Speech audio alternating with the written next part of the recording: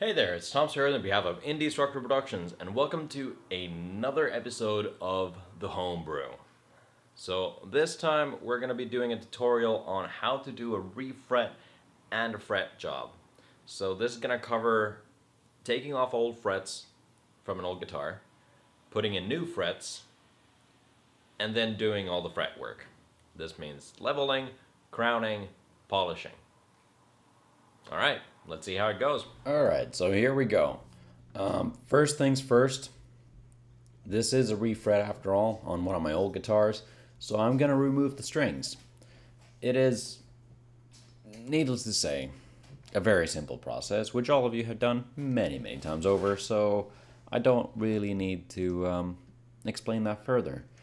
Instead, what I'm going to do is explain why I'm doing a refret. This is the first guitar that I ever did a fret job on. I didn't know what I was doing. I just looked at a couple of YouTube videos to get a kind of idea of what you're supposed to do and ended up with frets that were pretty much completely flat and turned the instrument fairly unplayable.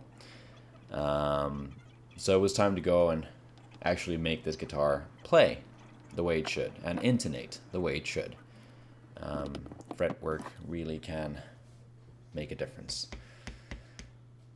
So removing the neck and removing the nut, easiest way to remove the nut is just give a couple of small taps with a screwdriver or a flathead screwdriver and you're there. Now removing the frets, you have to be very careful.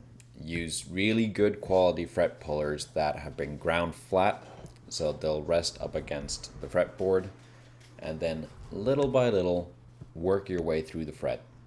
You don't want to pull it straight out because that will rip quite a lot of material off of the fretboard itself, and that's not good. Another thing about this guitar is, as you can see, there's quite a bit of detritus there where I moved the fret. I didn't use a fretboard oil of sorts. I used a very thick furniture making wax sort of stuff, and that was a horrible mistake. The inlays are not flat because I just stuck them on. I didn't actually sand them down, so there's quite a bit of work to do on this neck to make it the way it should be, or the way that I intended it to be. But first and foremost, just removing the frets, little by little, getting there. Just try not to rush this because it can make your life incredibly hard if you do it improperly.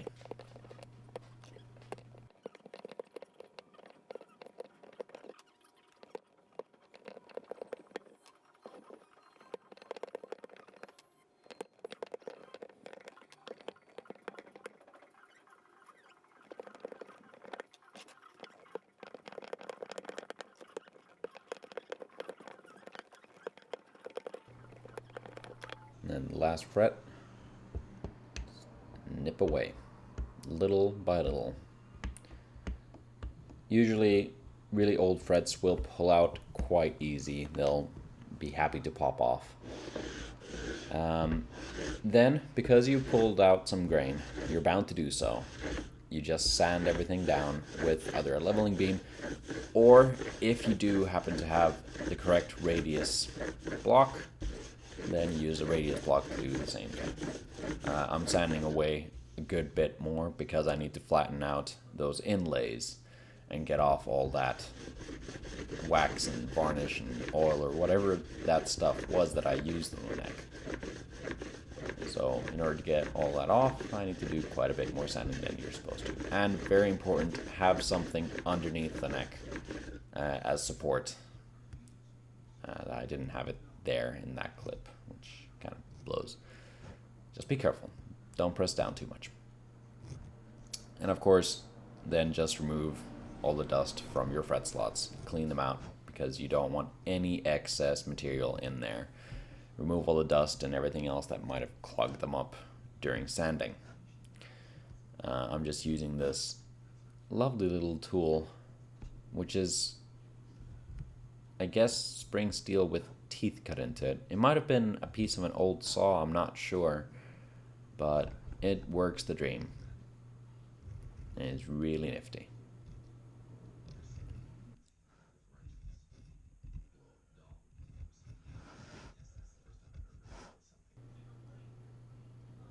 Then cutting out new frets. Once again, use really good clippers for this, preferably cutters that have been ground flat, as you can see here. And leave a little bit of excess. You don't want to leave too much because then you're just wasting material. You only really need a mil or two hanging off the edge. But of course, if you haven't done this before, I understand that you want to be careful. Also make sure that you keep the frets that you cut organized, so you know which fret corresponds to which, or which fret wire piece corresponds to which fret. So you don't have to start guessing later on.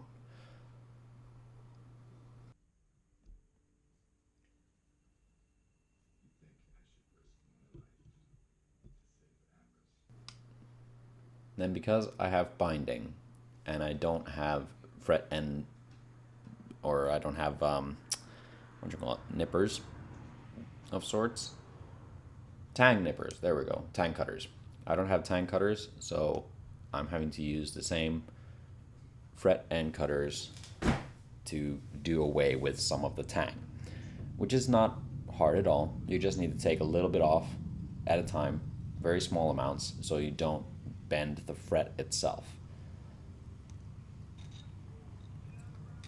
And then file down all the excess so it's actually flat and sits very well.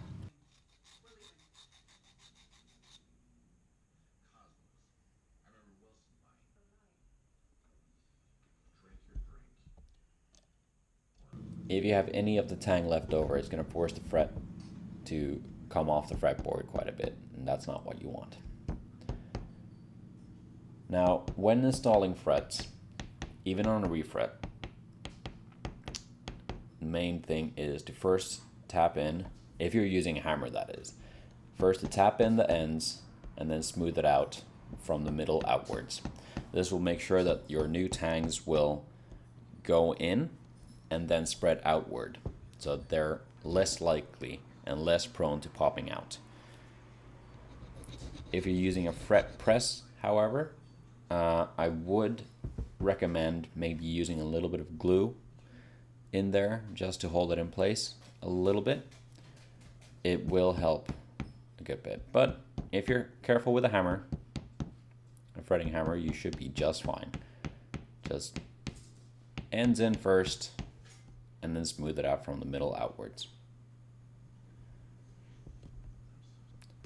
And of course you have all those fret ends that are poking out, so clip off. If you have a lot, snip off all the excess using the flat ground clippers. If you have them, you're able to get right next up to the fretboard, so you have very little to file back. And then yeah, either use a file or a leveling beam of sorts to get the job done and get those frets nice and flush with the side of your fretboard.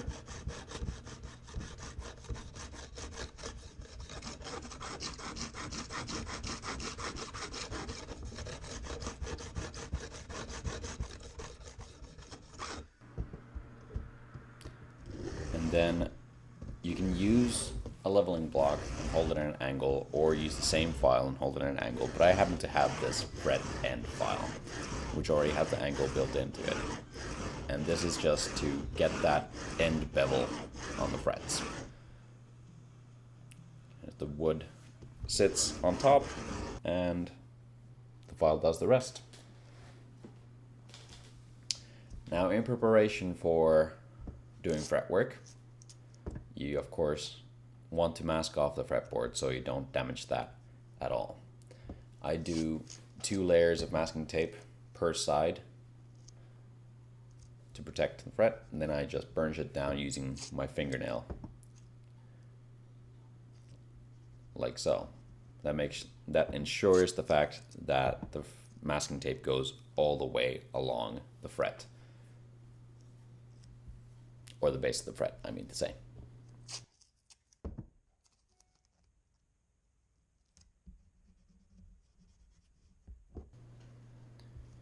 Then when you move down toward the end of your fretboard, of course the gaps get smaller, so you have to use a sharp scalpel blade and just score along the fret at about, like 45 degrees along the side of the fret, and you should be able to go right along the base and cut off all the excess. And then of course burnish it down with a fingernail. Now once all the masking is done, you want to actually make sure you're leveling your frets, or want to see how you're leveling your frets. So use a Sharpie or a marker of sorts to mark every single fret. The thing I forgot to film clearly in this is before putting on the masking tape, you want to use a notched straight edge to sit on the fretboard and make sure that your neck is completely flat. If you use a straight edge to sit on top of the frets, that means that your frets are flat, but you haven't actually gone through the process of leveling them, so your neck might be a little bit out of shape. So just be careful. Use a notched straight edge to make sure that your neck is straight before you start this process. Now, once you have your frets marked out, fairly easy. Use a fret leveling file or a fret leveling beam to file away or sand away up until you have a clear sign that there's enough marker going off of all the tops of the frets. All the high spot or all the low spots will still have marker on them, so get everything nice and flat. Now I'm showing you an example of using a leveling beam as well for the same job. It's pretty much the same job, just don't press down too much and let the file or the sandpaper do the work. I much prefer using a leveling beam actually nowadays. Then the fall away. So find your 12th fret and put a couple of layers of masking tape on that. Then a couple, or actually just one piece of masking tape on your fret leveling beam. So you're covering up a part of the sandpaper, and then rest that part on your 12th fret and work away. This creates a little bit of a fall away that makes playing a little bit more comfortable and high fret access feel a lot better. And yeah. So again, it's the same process where you marked out the frets and then you just make sure that you get all those nice and leveled. Of course, you're gonna have the very last fret be a little bit lower than, for instance, the 12th fret, but that doesn't matter. That just makes it feel like higher fret access is a little bit easier to play. Now, once that is done, you go back to marking out frets in preparation for crowning. Now, with crowning, you want to use a good triangular file with the edges all beveled up so you don't damage the fretboard. And then basically now you have that marker line in the middle of the fret, and you want to get that as thin of a line as possible going directly in the middle of the fret. That means that that is your intonation point. Of course, if you have a long flat surface, that means that your intonation point is at the end of that flat surface and not in the middle of the fret where it's actually supposed to be. You have to keep in mind that frets and fret positions are marked out to the umpteenth of a millimeter.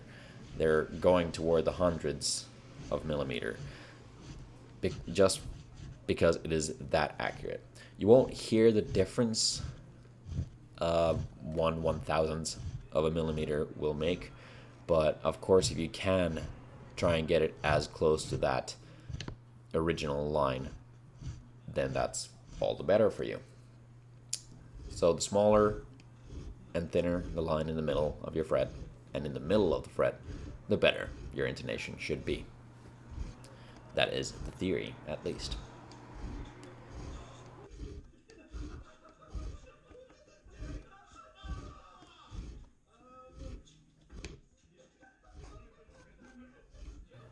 You shouldn't need too much effort. Of course, if you're working with stainless steel frets, this will be a royal pain in the butt.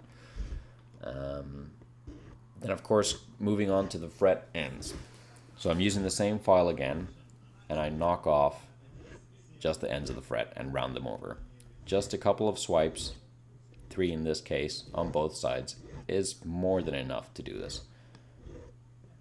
This just makes all the frets and the neck feel so much more comfortable because you don't have any sharp edges that will, feel uncomfortable when you're playing.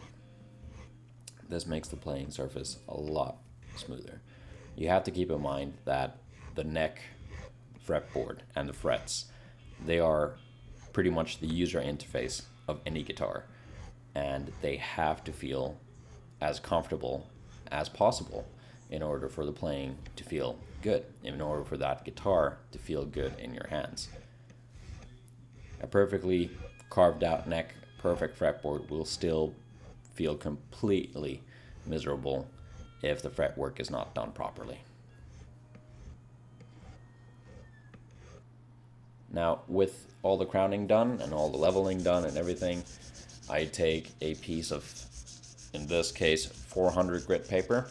You can work your way up from 240 to 320 to 400, all the way up to 800 if you want to, and it does help.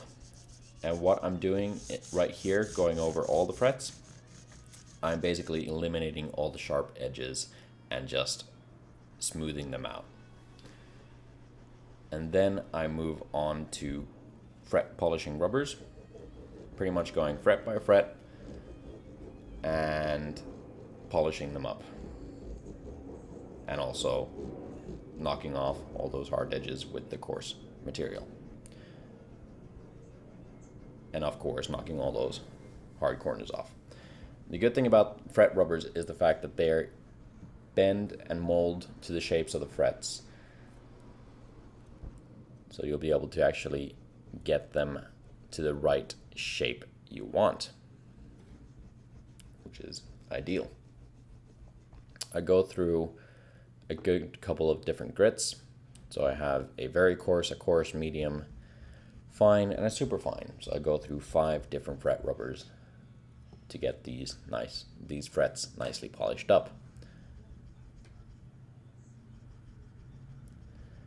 Now, after all of that is done, you basically have a somewhat of a factory finish. This is pretty much the sort of polish that you would get out the gate on any guitar that you see coming out of major factory, or you see in guitar stores and stuff like that. But I like to go a step further, where I use chrome polish to polish up those guitars, to polish up those frets, to polish up those frets to mirror shine. Not only do they look great, but they feel fantastic. So it is a tedious process, but it is a process worth doing properly.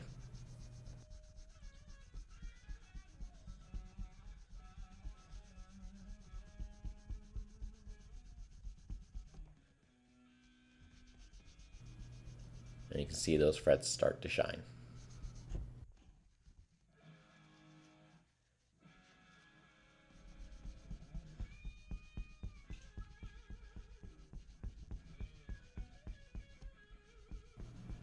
I only do about 4 or 5 frets at a time and focus on getting those as shiny as I can. Now that's all done, it's time to remove all the masking tape. Once again, an extremely fairly easy process. That was quite a mumble of words. What I meant to say was, once again, a very easy process that I doubt you need to be walked through. After all that's done, of course, it's time to give that fretboard a little bit of life. So adding some oil will condition the fretboard and keep it from drying up and cracking and keep it in a very good state. Plus, it will make it look fantastic. So I'm just applying oil generously and letting it soak in for a bit. Once that has set for maybe 10 minutes or so, I come back with a fresh piece of paper towel and wipe away all the excess and then polish it up to a shine. It is also something that makes the playing surface feel a lot smoother and a lot better. If you have a very dry fretboard, you can kind of feel it, and it doesn't feel quite as nice, especially in a rosewood, which is a fairly open-grained wood. It is nice to get that conditioned up. Now, that was a fairly quick tutorial into how to do a refret and basic fret job. No, actually, I shouldn't say basic fret job, how to do a fret job. And if you still have some questions about the process, feel free to comment down below about it. If you think that you guys would like an even more in-depth look into doing fretwork, let me know and I'll film a new one. I'll film one really close up so you can really see all the detail in every single process that I do. This was before I got my better camera, so that's why it looks the way it does. But yeah, without further ado, I am really happy if you've enjoyed this video and gotten this far. Subscribe to see more. Remember to hit that like button because, you know, YouTube's algorithms like that stuff. And I will see you guys next week. Take care. Bye-bye.